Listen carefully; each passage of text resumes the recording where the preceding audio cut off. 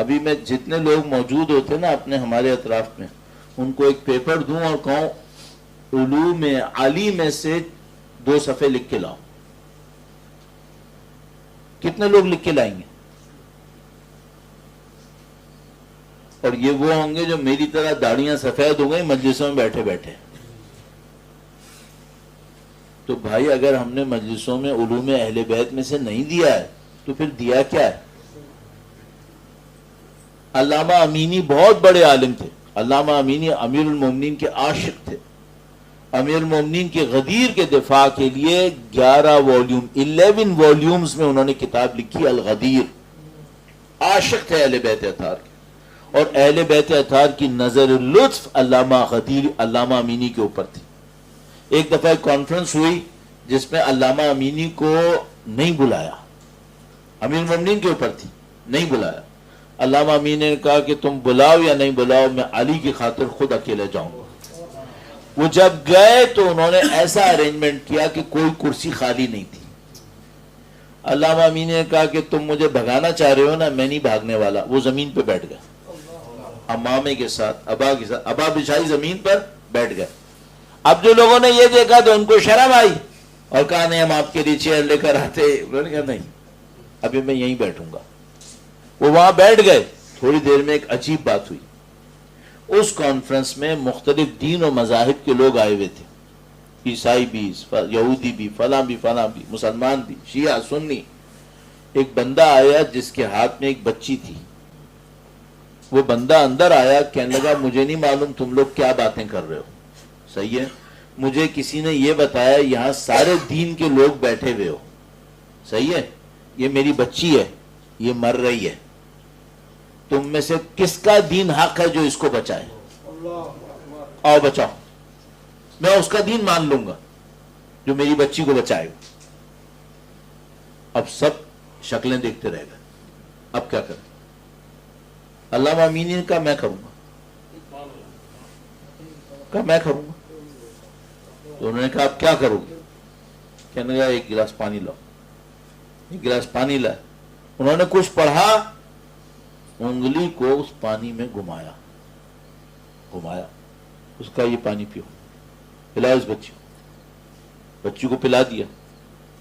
تھوڑی سی دیر میں لوگوں کو لگا جیسے بچی میں زندگی آ گئی، بچی خود بخود صحت مند ہونے لگی۔ تو کسی نے علامہ امینی سے کہا علامہ امینی ایک تو بڑی جرأت کی بات ہے کہ آپ نے چیلنج لے لیا، دوسری بات یہ کہ چیلنج دینے کے بعد انگلی گھمائی ہے، یہ انگلی میں ہے کیا گھما کے پلایا؟ اب سنو واقعا یہ بڑی عجیب بات ہے۔ علامہ امینی نے کہا کہ دیکھو میں نے اس انگلی پہ زور دے کر، یہ میری انگلی دیکھ لو ٹیڑھی ہو گئی، ان کی انگلی ٹیڑھی ہو گئی تھی، کہا میں نے اس انگلی پہ زور دے کر علی کے دفاع کے لیے 11 جلد کتاب لکھی ہے، صحیح ہے۔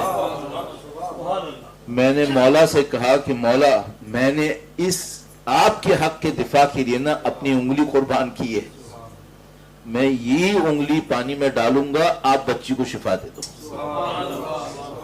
آپ شفا دو، آپ کو آپ کی عزت کی خاطر میں اپنی عزت بھی داؤ پہ لگا رہا ہوں، آپ کے نام کی خاطر، صحیح ہے۔ اگر تمہارے اور میرے پاس علوم اہل بیت میں سے ہونا تو امیر المومنین ایسے آئیں گے ہمارا دفاع کرنے۔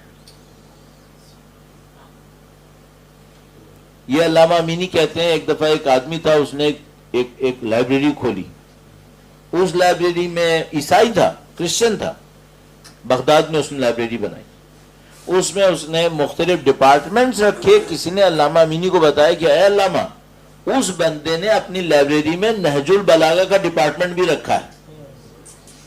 علامہ امینی نے کہا کہ میرے اوپر تو واجب ہے کہ میں جا کے اس کو ملوں، کیونکہ وہ جہاں امیر المومنین کے نام پہ کوئی کتاب ہوتی تھی جاتے تھے، تو کہا مجھے واجب ہے میں اس سے ملوں۔ کہا بھائی وہ کرسچن ہے، وہ آپ کو نہیں پہچانتا۔ میں نے کہا مجھے کوئی پرواہ نہیں، میں تو علی امیر المومنین کے نام کی خاطر جانا ہے۔ تو وہ پہنچ گئے اس آدمی کے پاس، اب وہ کوٹ پینٹ پہنا ہوا، ٹائی لگایا ہوا، اس نے ٹوپی رکھی ہوئی سر پہ۔ اس نے کہا تم کون ہو؟ کہا میں شیعہ عالم ہوں۔ کہا کیوں آئے ہو؟ کہا تمہاری لائبریری دیکھنے آئے. کہنے لگا لائبریری میں تمہیں کیا کام ہے؟ کہنے بتا دیا کہ تم نے نہج البلاغہ پہ رکھا ہے نا، مجھے وہ دیکھنا. تو اس نے کہا میں تم کو سب دکھاتا ہوں. سب دکھایا اس نے، نہج البلاغہ پہ بھی لایا.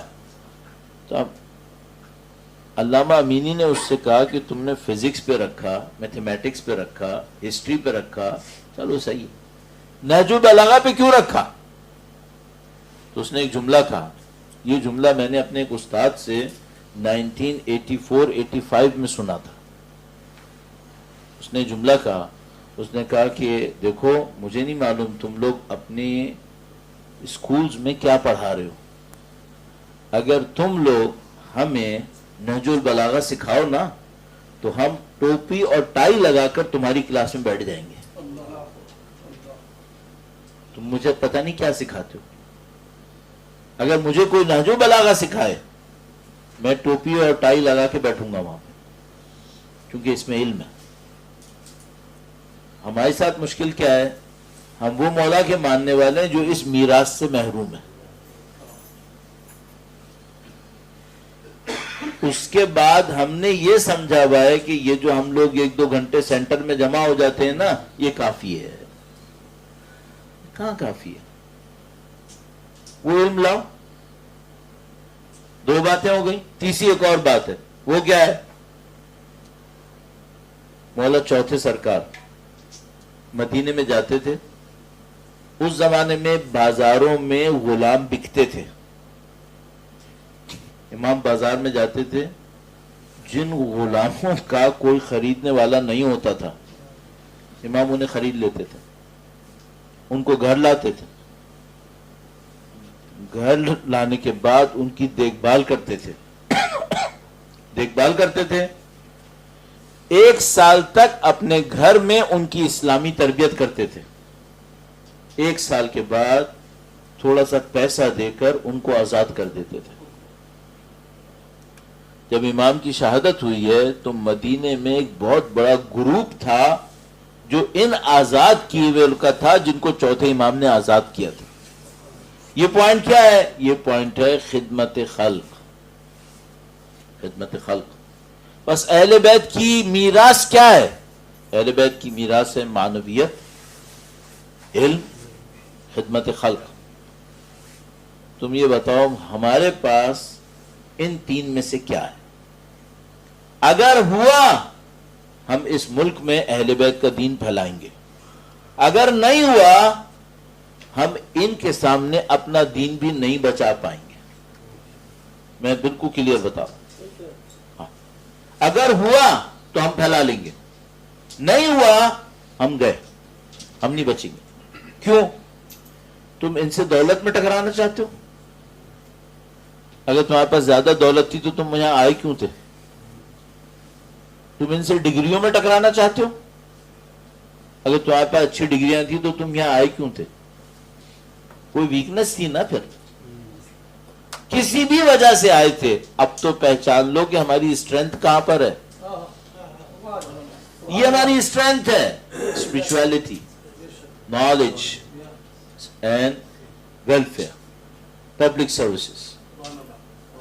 اگر یہ 3 کا جھنڈا اٹھا لیا ہاتھ میں، سب کو دین دے سکتے ہو. اگر یہ 3 نہیں ہوا ہاتھ میں، میں بتا رہا ہوں اپنے آپ کو بھی نہیں بچا پائیں گے. اپنے آپ کو بھی نہیں بچا پائیں گے. ہماری بھی جنریشن چلی جائیں گی نعوذ باللہ تعالی. یہاں پہ